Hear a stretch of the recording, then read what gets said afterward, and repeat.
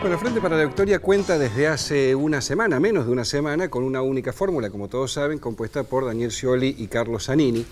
Y en realidad el trámite digerido por parte de la militancia o de la adhesión kirchnerista, digamos que ha generado muchas contradicciones y mucha repentina o repentino a acomodarse a esto de que finalmente no solamente sea Scioli, sino que no haya habido paso, esa opción que muchos esperaban como para que se pudiera ahí elegir o dar por lo menos testimonio de para qué lado cada uno prefería a ese candidato.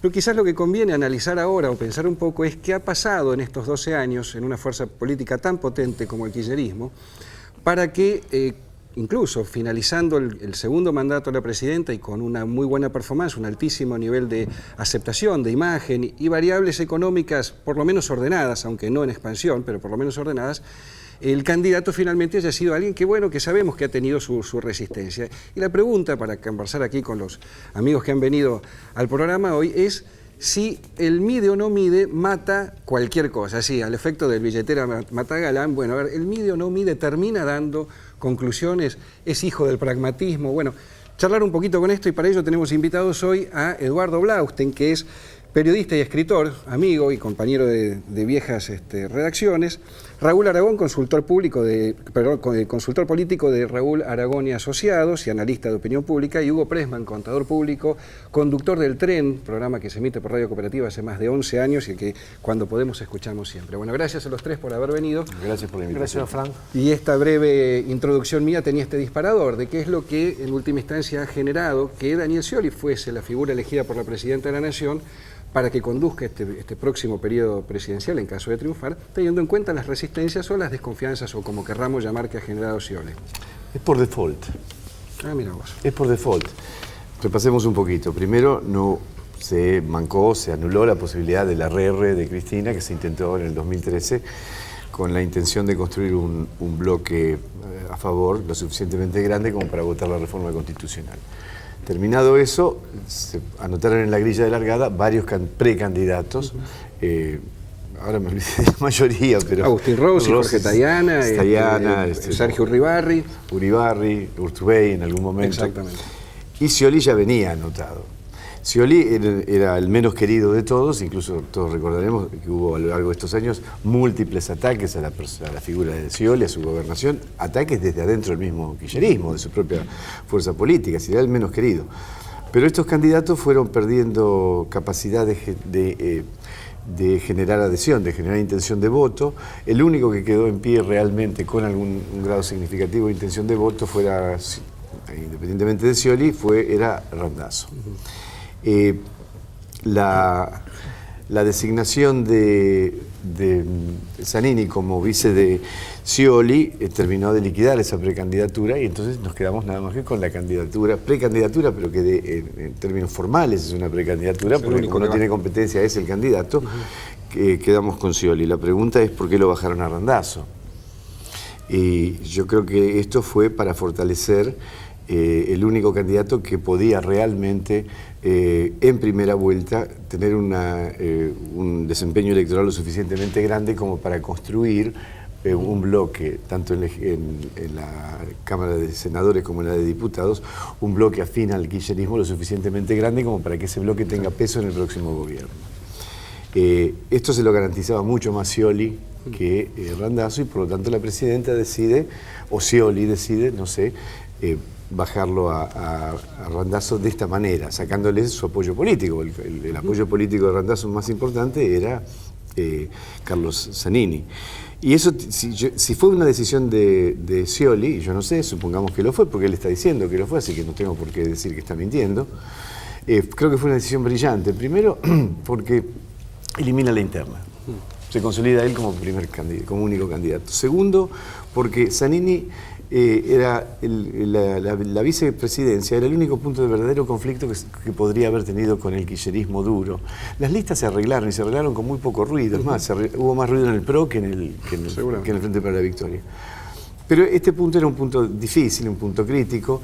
Y la propuesta de Scioli a la presidenta de llevarlo a Zanini solucionó eso porque Cristina seguramente, claro, es un hombre bien del riñón de Cristina, así que lo aceptó. Y tercero, como Zanini le garantiza en el proceso electoral la suma total del voto kirchnerista, él puede ahora deskirchnerizar un poco el discurso para buscar los 4 o 5 puntos que le faltan para ganar en primera vuelta, 4, 5, 7, sí, según a qué encuestadores escuchemos. Sí. Sí. Así que es de múltiples beneficios la decisión del gobernador Scioli, realmente es una decisión brillante, tácticamente hablando. Sí, sí, después políticamente es otra cosa. Edu. Coincido en un 98,3%. Ah, mira. Añado quizás 98,2%. Okay. Ya que estamos con los números. Matizaría un sustantivo. De acuerdo a la distancia de las elecciones que estés. Claro, después vamos dibujando, como hacen otros consultores menos serios.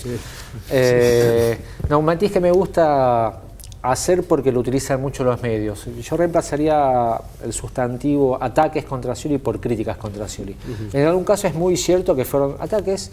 Me acuerdo que fue totalmente en balde y ridícula la sobreactuación de los primeros meses de Mariotto, cuando asumió la segunda gobernación Scioli. Pero en general coincido, adjudicaría la brillantez de la decisión a Cristina también, como Cristina Conducción, diría la Cámpora, que es un lenguaje que tampoco me gusta. Y historizaría un poquito más para atrás, porque es por default, pero es por un default de muy largo plazo, de 11, 12 años del ciclo kirchnerista. Es un final indeseado por el kirchnerismo, es una carencia importante del kirchnerismo haber llegado a un candidato no deseado.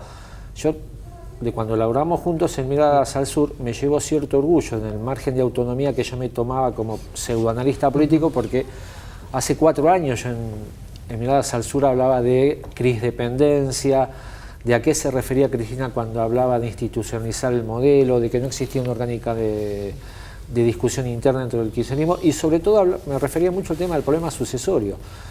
Y el kirchnerismo, que tiene sus altas dosis de verticalismo y demás, y que se reflejan a su vez en los medios kirchneristas, medio como que se negó a ver que esa discusión se venía en serio, y para cuando llegó no había sucesor de Cristina. Muchos dicen Lula eligió o designó a su Dilma, un poco al estilo que pasaba en los finales de los mandatos del PRI tradicionalmente en México.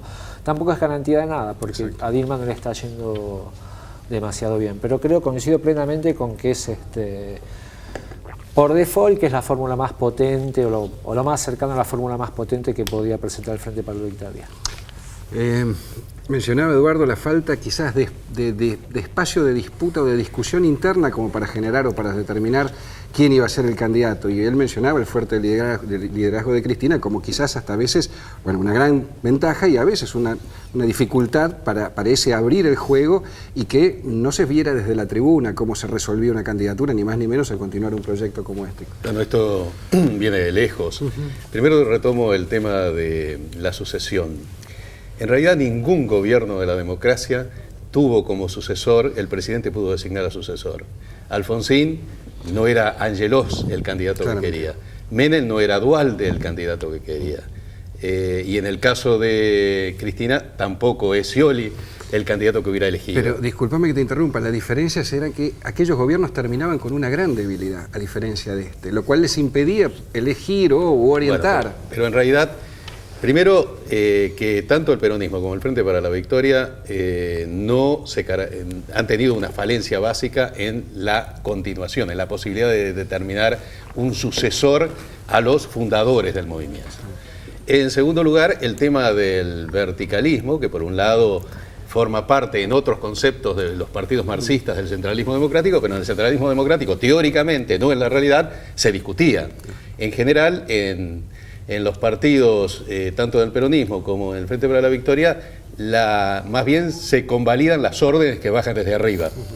Y por eso se produjo un fenómeno tan particular en el peronismo, porque cuando llega el menemismo, que es algo así como si en la Iglesia Católica el Papa dijera que no existió Jesucristo, o en un partido trotskista se dijera que Trotsky es un traidor.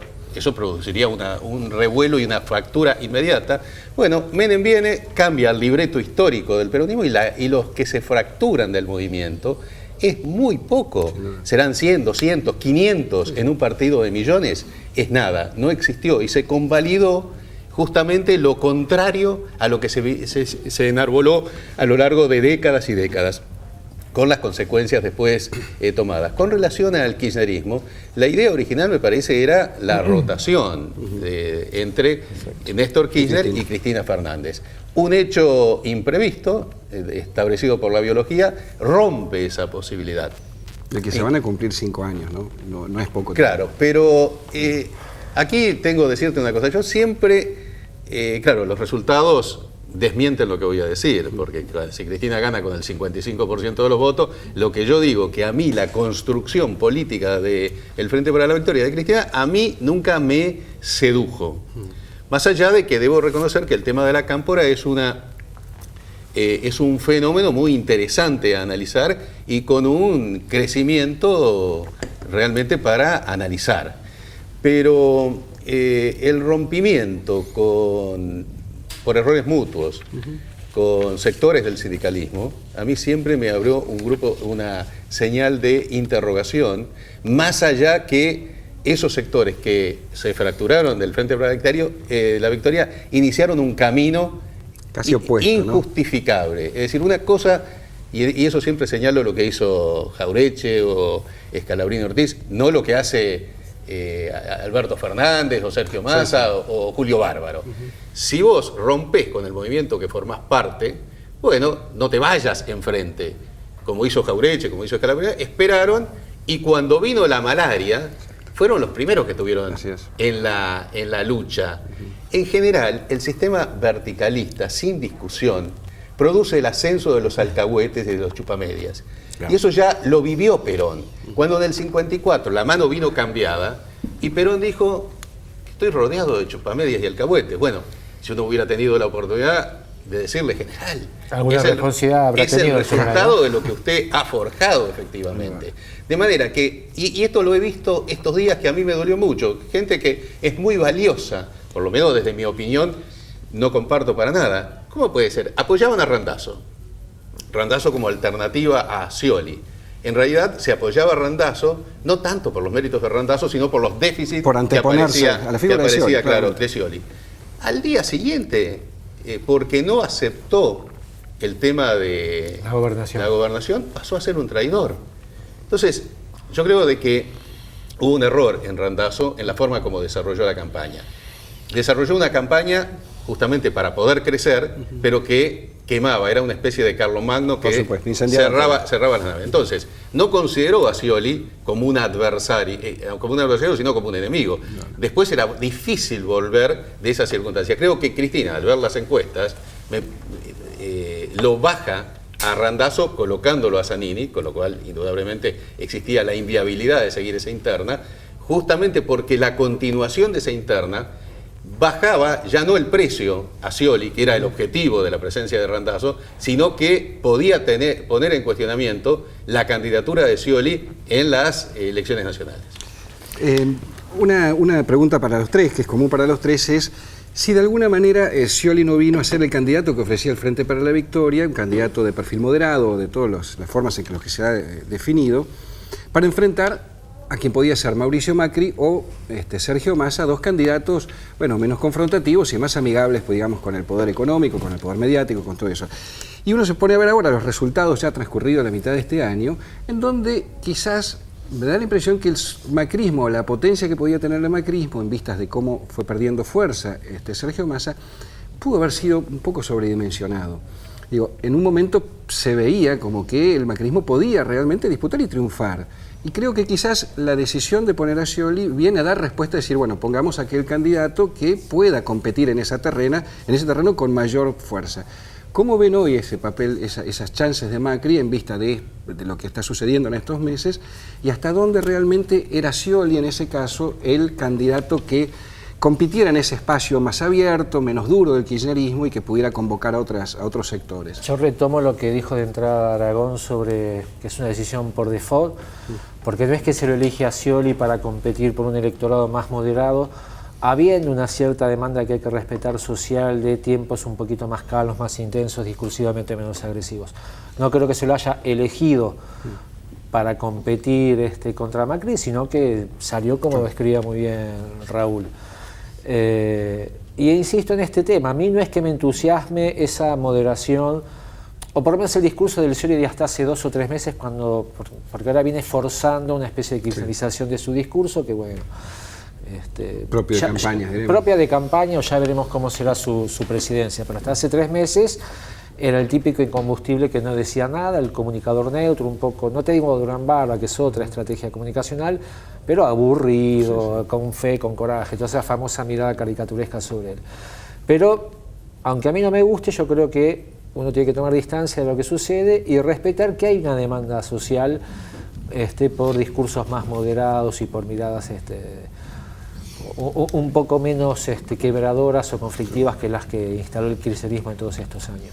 Raúl, muchas veces uno ha escuchado decir, incluso funcionarios propios del gobierno, que quizás el electorado no es que esté, cuando se ha manifestado en expresiones muy contrarias al kirchnerismo, no esté tan en contra de las principales medidas del kirchnerismo, sino de un modo de hacer política del kirchnerismo, y me refiero puntualmente a ciertos modos o tonos o lo que fuese. Puede ser que los datos que revelan la tendencia que se va dando en las PASO y en vista a octubre, bueno, triunfando el Frente para la Victoria, ¿confirme esa teoría? Sí, a ver, la opinión pública no es como el dulce de leche, que es todo parejo. Hay un sector de bajos recursos que fue incluido, o cuya vida mejoró significativamente, con una serie de políticas del kirchnerismo. Me refiero a la jubilación igualitaria, no me acuerdo cómo se llama la jubilación. No, la jubilación que llegó a los que estaban... La jubilación. La asignación universal por hijos, el plan Progresar, etcétera.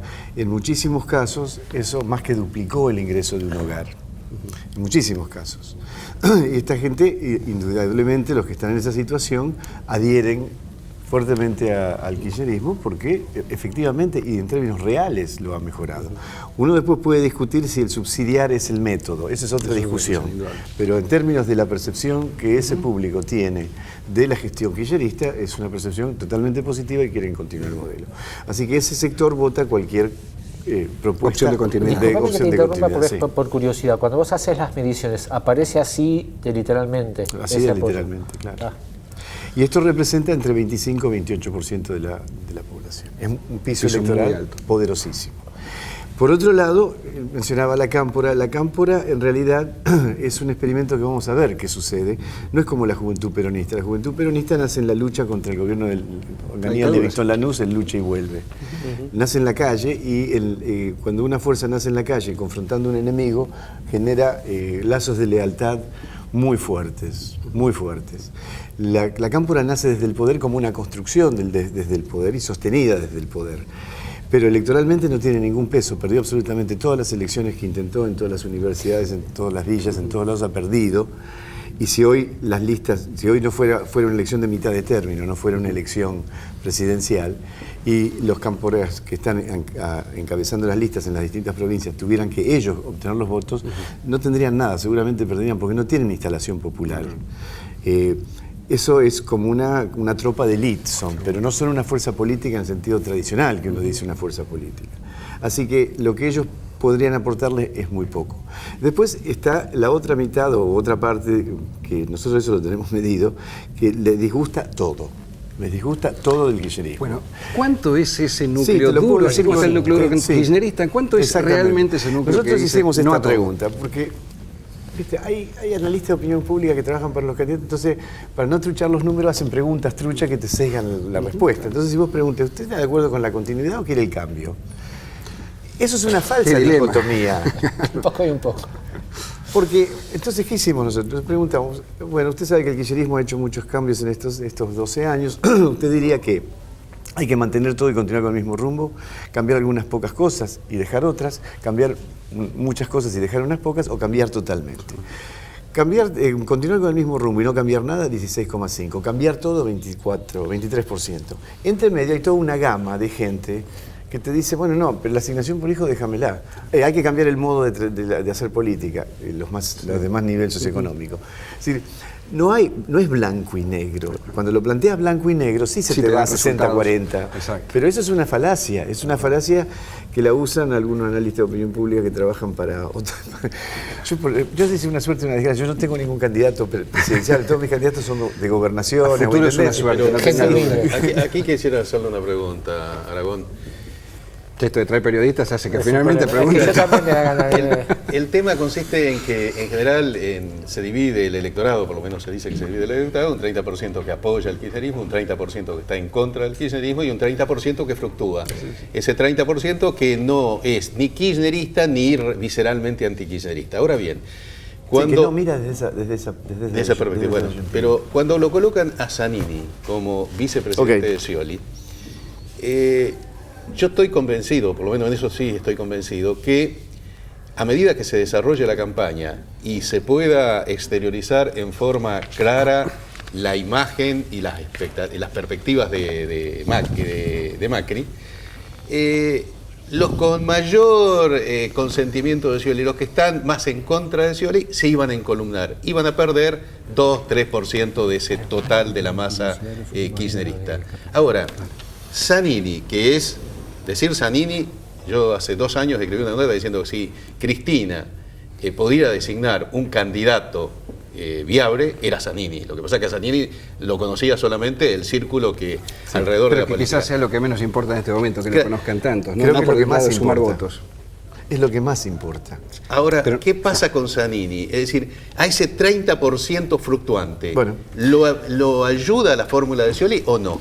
Bueno, nosotros eso sí lo medimos. Estamos muy en el límite del cierre del programa, así que te pido, muy breve esta respuesta y después que nos cierres con un dato que para todos es muy importante, que es qué ves en términos de encuestas o números que manejas para la elección del domingo. Brevemente, nosotros medimos, inmediatamente después que se designó Zanini, al día siguiente nosotros medimos en Capital Federal 704 casos, ¿qué pasaba con Zanini? ¿Cómo se lo percibía Zanini? Elegimos Capital Federal porque Capital Federal es la población, el distrito con mayor nivel educativo, con mayor nivel informativo y el más reactivo al kirchnerismo.